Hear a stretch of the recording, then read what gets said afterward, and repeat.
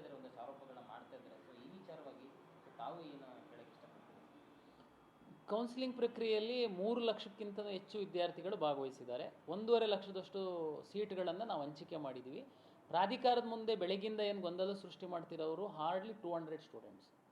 ತಮಗೆಲ್ಲ ಗೊತ್ತಿದೆ, ಕಳೆದ ವರ್ಷ ನಾವು ಕೇಸ್ ಮಾಡಿದ್ವಿ ಸೀಟ್ ಬ್ಲಾಕಿಂಗ್ ಅಂತಂದರೆ. ಏನು ಸೀಟ್ ಬ್ಲಾಕಿಂಗ್ ಅಂತಂದರೆ, ನಾನು ಈ ಹಿಂದೆ ಸಹ ಹೇಳಿದ್ದೀನಿ, ಫಸ್ಟ್ ರೌಂಡಲ್ಲಿ ಸೀಟ್ ತಗೊಂಡು ಸೆಕೆಂಡ್ ರೌಂಡಿಗೆ ಬರೋದು, ಸೆಕೆಂಡ್ ರೌಂಡಲ್ಲಿ ಸೀಟ್ ತಗೊಂಡು ಥರ್ಡ್ ರೌಂಡಿಗೆ ಬರೋದು, ಥರ್ಡ್ ರೌಂಡಲ್ಲಿ ನನಗೆ ಅಡ್ಮಿಷನ್ ಬೇಡ, ಕಾಲೇಜ್ ಇಷ್ಟ ಇಲ್ಲ ಅನ್ನುವಂಥದ್ದು. This is the seat blocking.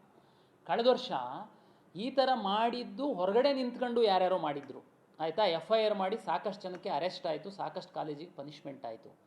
ನಾವು ಫಸ್ಟು ರೌಂಡಲ್ಲೇ ಮಾಡಿಬಿಟ್ಟು ನೀವು ಕಾಲೇಜಿಗೆ ಹೋಗಿ ಕಡ್ಡಾಯವಾಗಿ ಅಡ್ಮಿಷನ್ ಆಗಿ ಅಂತ ಹೇಳ್ತು ಅಂತಂದರೆ ಓಕೆ, ನಮ್ಮದು ತಪ್ಪು. ಇವತ್ತು ಕರ್ನಾಟಕ ರಾಜ್ಯದ KCET ಕೌನ್ಸಿಲಿಂಗಲ್ಲಿ ಭಾಗವಹಿಸಿರುವಂತಹ ಎಲ್ಲ ಪೇರೆಂಟ್ಸಿಗೆ, ಸ್ಟೂಡೆಂಟ್ಸಿಗೆ ಗೊತ್ತು ನಿಯಮಗಳು.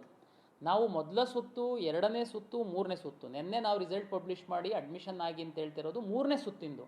ಫಸ್ಟ್ ರೌಂಡಲ್ಲಿ ನೀನು ಸೀಟ್ ಇಲ್ಲ, ನೀನು ಕ್ವಿಟ್ ಮಾಡ್ಬೋದಾಗಿತ್ತು. ಸೆಕೆಂಡ್ ರೌಂಡಿಗೆ ನೀನು ಬಂದೆ ಚಾಯ್ಸ್ ಹಾಕಿ. ಸೆಕೆಂಡ್ ರೌಂಡಲ್ಲಿ ಸಹ ನಾವು ಅವಕಾಶ ಕೊಟ್ಟಿದ್ವಿ, ನೀನು ಸೀಟ್ ಇಷ್ಟ ಇದ್ದರೆ ಹೋಗು, ಇಲ್ಲಾಂದರೆ ಡಿಲೀಟ್ ಮಾಡು, ಇಲ್ಲಾಂದರೆ ಎಕ್ಸಿಟ್ ಆಗು ಅಂತ. 3ನೇ ರೌಂಡಿಗೆ ಬಂದೆ, ಅದು ಸದ್ಬಳಕೆ ಮಾಡ್ಕೊಂಡು ನೀನು 3ನೇ ರೌಂಡಲ್ಲಿ ನಮ್ಮ KEA ಬುಲೆಟಿನ್ನು, KEA ವಿಕಾಸನ ಚಾನಲ್ಲು, ರಾಜ್ಯದಲ್ಲಿ KCETಗೆ ಸಂಬಂಧಪಟ್ಟಂತೆ ಸುದ್ದಿ ಪ್ರಸಾರ ಮಾಡ್ತಾ ಇರುವಂತಹ ಬಹುತೇಕ ಯೂಟ್ಯೂಬ್ ಚಾನಲ್ಲು, ಸೋಷಿಯಲ್ ಮೀಡಿಯಾದಲ್ಲಿ ಭಾಳ ಸ್ಪಷ್ಟವಾಗಿ ಹೇಳಿದ್ದಾರೆ, ಇದು 3ನೇ ಸುತ್ತಿದೆ, ಈ ಸುತ್ತಿನ ನಂತರ ನೀವು ಕಾಲೇಜಿಗೆ ಹೋಗಲೇಬೇಕಾಗುತ್ತೆ. ತಾವು ಲಾಗಿನ್ ಆಗಿ ನೀವು ಕಾಲೇಜಿಗೆ ಹೋಗುವಂಥದ್ದಕ್ಕೆ ಸಾಧ್ಯ, ಇದು ನನಗಿಷ್ಟ ಇರುವಂಥ ಕಾಲೇಜು ಅಂದರೆ ಮಾತ್ರ ಆಪ್ಷನ್ ಹಾಕಿ. ಇಲ್ಲ ಅಂತಂದರೆ ನಿಮಗೆ ಇಷ್ಟ ಇಲ್ಲ ಕಾಲೇಜ್ ಅಂದರೆ ದಯಮಾಡಿ ಆಪ್ಷನ್ ಹಾಕಕ್ಕೆ ಹೋಗಬೇಡಿ, ಡಿಲೀಟ್ ಮಾಡಿ ಅಂತ ನಾವು ಎಲ್ಲ ಕಡೆನೂ ಹೇಳ್ಕೊಳ್ತಾ ಬಂದಿದ್ದೀವಿ. ರೀಸನ್ ಇಷ್ಟೇ, ಇದು 3ನೇ ಸುತ್ತಿಂದಿದೆ.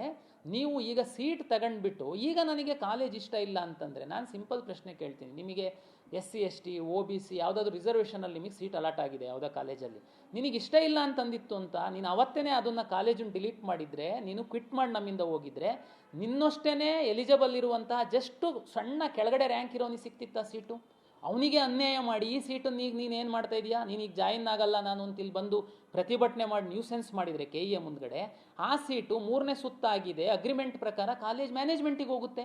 ಮ್ಯಾನೇಜ್ಮೆಂಟ್ ಅವ್ರು ಯಾರಿಗೆ ಕೊಡ್ತಾರೆ ಆ ಸೀಟನ್ನು? ಅವ್ರಿಗೆ ಇಷ್ಟ ಬಂದವರಿಗೆ ಕೊಡ್ತಾರೆ. ಒಬ್ಬ ಮೆರಿಟೋರಿಯಸ್ ಒಬ್ಬ ಬಡ ಹುಡುಗಂಗೆ ಅನ್ಯಾಯ ಮಾಡಿದೆ, ಇದೇ ಸೀಟ್ ಬ್ಲಾಕಿಂಗು. ಅದಕ್ಕೆ ಖಂಡಿತ ಇದನ್ನು ನಾವು ಸಹಿಸಲ್ಲ.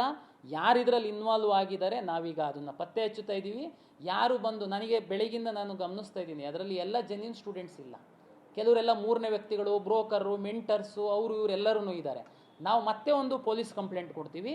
ನೀವು ನಮ್ಮಿಂದ ಏನಾದರೂ ಲೋಪ ಆಗಿದೆಯಾ KEAಯಿಂದ ಪ್ರತಿಭಟನೆ ಮಾಡಿ, ನಾವು ಒಪ್ಕೊಳ್ತೀವಿ, ನ್ಯಾಯ ಕೊಡ್ತೀವಿ. ನಮ್ಮಿಂದ ಯಾವುದು ಲೋಪ ಆಗಿಲ್ಲ, ಪಾರದರ್ಶಕವಾಗಿ ನಾವು ಕೌನ್ಸಿಲಿಂಗ್ ಮಾಡಿದ್ದೀವಿ, ಟೈಮ್ ಟು ಟೈಮ್ ನಿಮಗೆ ಮಾಹಿತಿ ಕೊಟ್ಟಿದ್ದೀವಿ. ಇಷ್ಟ ಇದ್ದರೆ ನೀವು ಕೌನ್ಸಿಲಿಂಗಲ್ಲಿ ಭಾಗವಹಿಸಿ. 3ನೇ ಸುತ್ತು ಭಾಳ ಕ್ರೂಷಿಯಲ್ ಇದೆ.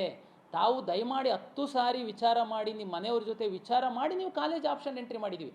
ನೀವು ಕಾಲೇಜ್ ಆಪ್ಷನ್ ಎಂಟ್ರಿ ಮಾಡಿಲ್ಲದ್ದು ಯಾವುದಾದ್ರೂ ನಾವು ಸೀಟ್ ಅಲಾಟ್ ಮಾಡಿದ್ದೀವಾ? ಬನ್ನಿ ಸರಿ ಮಾಡ್ತೀನಿ. ನಾವೇನಾದರೂ ಫೋರ್ಸ್ಫುಲಿ ನಿಮಗೆ ಏನೂ ಮಾಹಿತಿ ಕೊಡದೆ ಸಡನ್ ಅಂತೇಳಿ ಕಾಲೇಜಿಗೆ ಹೋಗಿ ಅಂತ ನಾನು ಹೇಳ್ತಾ ಇದ್ದೀನ? ಇಲ್ಲ.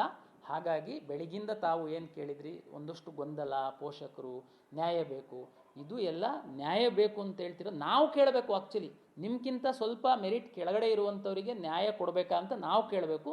ನೀವೆಲ್ಲರೂ ಬೇರೆಯವರಿಗೆ ಚೀಟ್ ಮಾಡಿರುವಂಥದ್ದಿದೆ. ಇದು ಸರಿ